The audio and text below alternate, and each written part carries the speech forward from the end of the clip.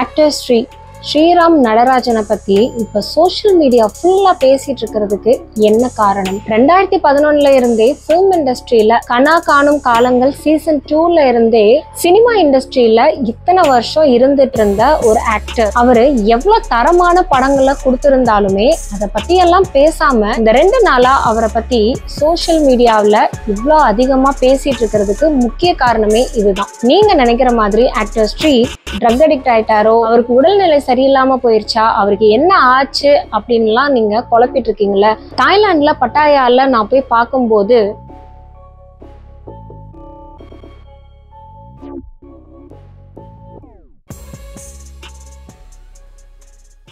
Side கேப்ல psychology கத்துக்கலாமா? Abnormal psychology பத்தி தெரிஞ்சுக்கலாம் வாங்க. கனா காணும் காலங்கள் சீசன் 2ல இருந்து அறிமுகமான லீட் ரோல்ல நடிச்சிட்டு இருந்த ஆக்டர் ஸ்ரீ தன்னுடைய திறமையான நடிப்பு பார்க்கறதுக்கு ரொம்ப வாட்டசாட்டமா ஒரு குட் லுக்கிங்கா இருக்கிற காரணத்தினாலேயே சீக்கிரமாவே ஒரு படத்தோட கதாநாயகனா ஆனாரு. வழக்கு எண் 18/9, ஓனாயும் ஆட்டுக்குட்டியும், சோன் பப்டி, இந்த மாதிரி பல படங்கள்ல தன்னுடைய நடிப்பு திறமையை வெளிக்காட்டிட்டு வந்தவர்.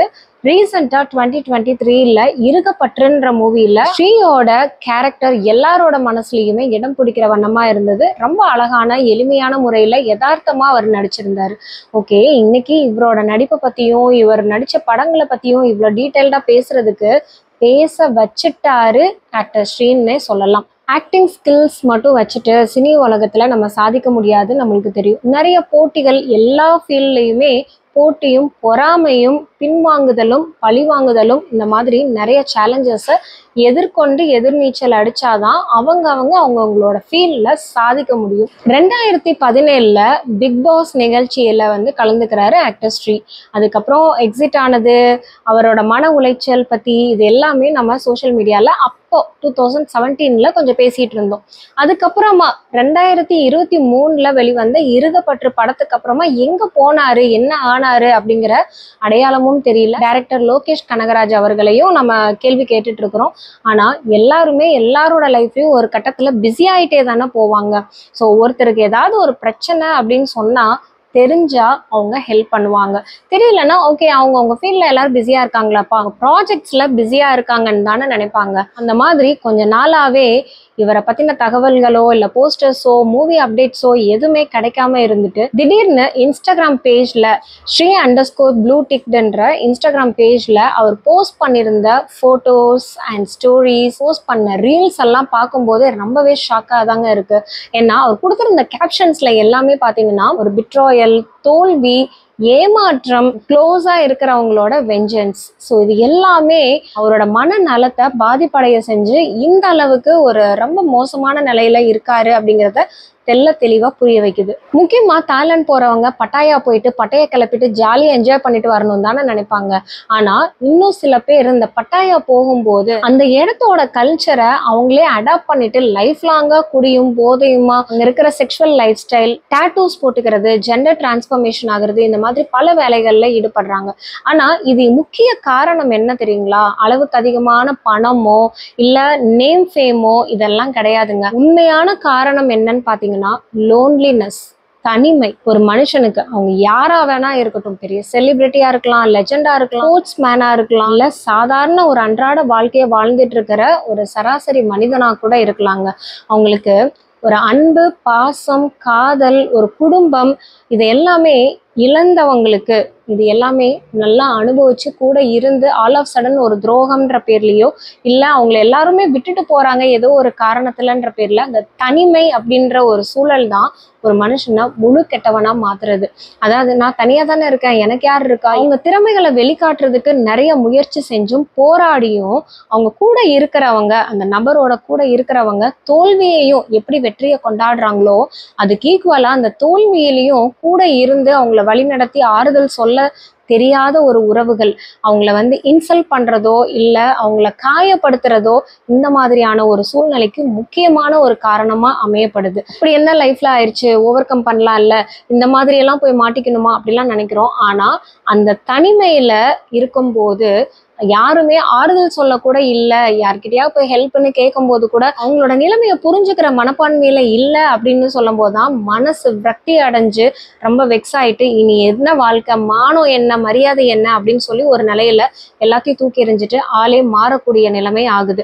ஸோ இவரோட இன்ஸ்டாகிராம் பேஜை நானும் எல்லாமே பார்த்துருந்தேன். ஒரு வீடியோ ரீசெண்டாக ஒரு போஸ்ட் பண்ணியிருந்த ஒரு ரீல் ஏப்ரல் 10 ரொம்ப ஷாக்கிங்காக இருக்குது. அவரோட அந்த நிர்வாணமான ஒரு வீடியோ வந்துட்டு போஸ்ட் பண்ணியிருந்தாரு. அதில் வந்து அவர் ட்ரக் எடுத்துட்டு ஒரு சப்ஸ்டன்ஸ் எடுத்துட்டு ஒரு மாதிரி சுயநனவு இல்லாத மாதிரி தான் அந்த வீடியோலயும் இருந்தது. இவ்வளோ மோசமான நிலைமையில பார்க்கும்போது அவரோட மனநிலை எந்த அளவுக்கு பாதிப்படைஞ்சிருக்கு அப்படிங்கிறத நம்ம தெரிஞ்சுக்க முடியுது. இப்ப இருக்கிற காலகட்டத்தில் இதை பத்தின விழிப்புணர்ச்சி எடுத்துக்கிறதுக்கான தேவையும் அவசியமும் ரொம்பவே இருக்கு. சப்ஸ்டன்ஸ் இன்டியூஸ்ட் மூட் டிஸார்டர்னு சொல்லுவாங்க. அதாவது தன்னுடைய பிரச்சனைகளை வலிகளை வந்துட்டு ஒரு சப்ஸ்டன்ஸ் எடுத்துட்டு போதைப் பொருள்னால என்னால அதை ஓவர் கம் பண்ண முடியும் அப்படிங்கிறது அளவுக்கு அதிகமா நீங்க வந்து சப்ஸ்டன்ஸை எடுத்துக்கிறது, அவரோட உடல் மெலிஞ்சு கொஞ்ச நாளைக்கு முன்னாடியே வந்து அந்த சப்பாத்தி தான் நான் சாப்பிட்டுட்டு இருக்கேன், இந்த ஃபுட்டு தான் சாப்பிட்டுட்டு இருக்கேன்னு ரொம்ப அவர் ஃபுட்ல ரெஸ்ட்ரிக்ஷன் ஆனது. மேபி ஒரு வேளை அவர்கிட்ட போதுமான பண வசதி இல்லையா சாப்பாடு வாங்குறதுக்குன்னு தெரியல. அவரோட இருந்த ரூம், அந்த ரூமும் வந்து நிறைய வீடியோஸ்ல எல்லாம் போஸ்ட் பண்ணியிருக்கிறாரு. அந்த அறையே வந்து பாத்தீங்கன்னா ஒரு ரொம்ப சைக்கலாஜிக்கலி டிப்ரெஸ்டான ஒரு பர்சன், தனிமைப்படுத்தி உடல் அளவுலையும் மனதளவுலையும் அவரை ரொம்ப வருத்திக்கிட்ட மாதிரி தான் தெரியுது. ஸோ அந்த பேக்ரவுண்ட் வீடியோ பார்க்கலாம். ஸோ அவங்க இருந்த அந்த வீடோட கண்டிஷன் எல்லாமே அவரோட மனநிலை பாதிப்பதற்கு ஒரு முக்கியமான காரணமா இருந்திருக்கு. இன்னொரு ஃபேக்டர் வந்து பாத்தீங்கன்னா bipolar disorder, type cyclothymia, extreme changes. அதாவது ஒரு போஸ்ட்ல வந்து பாத்தீங்கன்னா ரொம்ப ஹாப்பியா பிடிச்ச சாங்ஸ், பிடிச்ச படங்களோட சீன்ஸ் இதெல்லாமே ஷேர் பண்ணியிருப்பாரு. ஒரு சிலதுல வந்துட்டு அந்த கேப்ஷனே பாத்தீங்கன்னா நான் ஏன் வாழ்றேன், எனக்கு வாழவே பிடிக்கல, அதாவது இந்த நேம் ஆஃப் ஃபேமிலி, இந்த நேம் ஆஃப் லவ், இந்த நேம் ஆஃப் ரிலேஷன்ஷிப் எல்லாருமே ஒரு வெஞ்சன்ஸ் தான், எல்லாருமே அவங்களோட வெஞ்சன்ஸை தான் காட்டுறாங்க, ட்ரூ லவ் இல்லை அப்படிங்கிற மாதிரி எல்லாம் அந்த கேப்ஷன்ஸ்ல கொடுத்திருந்தாரு. ஸோ அந்த எக்ஸ்ட்ரீம் எண்ட் ஆஃப் எமோஷன்ஸை வந்துட்டு ஷேர் பண்ணியிருக்கிறாரு. பார்டர் லைன் பர்சனாலிட்டி டிஸார்டரும் ரிவீல் ஆகுது. எப்படி இருந்த நீங்க இப்படி ஆயிட்டீங்களே அப்படின்னு நம்ம கேட்போம்ல, அந்த மாதிரி ஒரு ஹீரோவா எவ்வளவு கெத்தா எந்த அளவுக்கு ஒரு பாடியை மெயின்டைன் பண்ணிட்டு இருந்தாலும் இப்போ ஆல் ஆஃப் சடன் அவர் வந்து அடையாளமே தெரியாம எலும்பும் தோலுமா அவரோட பர்சனாலிட்டியே மாறி லேடி பாய் அப்படின்ற ஹேஷ்டேக் எல்லாம் யூஸ் பண்ற அளவுக்கு ஆயிட்டாருன்றது அவரோட ஃபேன்ஸ் மத்தியிலையும் ரொம்ப ஒரு தாங்க முடியாத ஒரு வலியையும் சோகத்தையும் தான் உண்டாக்கி இருக்கு.